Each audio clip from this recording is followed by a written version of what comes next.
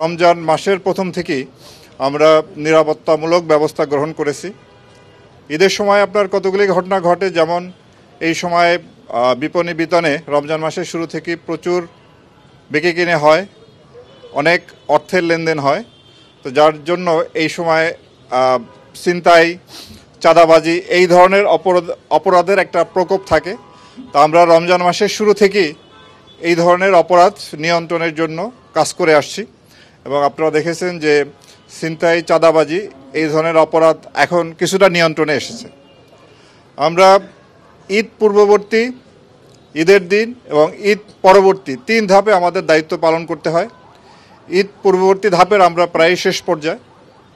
আমরা প্রথম থেকেই বিভিন্ন বিপণী বিতানের যে তাদের যে বিক্রি, এখানে যে অর্থ লেনদেন, সেখানে যাতে কোনো ধরনের চাঁদাবাজি না হতে পারে, রাস্তাঘাটে ছিনতাই, ডাকাতি বন্ধের জন্য আমরা আপ্রাণ চেষ্টা করে যাচ্ছি।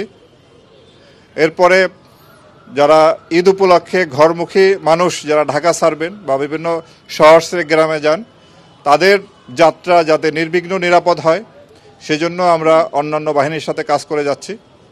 অর্থাৎ হাইওয়েতে যাতে ডাকাতি না হয়, দুর্ঘটনা যাতে কম হয়, এজন্য আমরা কাজ করে যাচ্ছি এবং ট্রাফিক নিয়ন্ত্রণেও আমরা ভূমিকা পালন করে যাচ্ছি।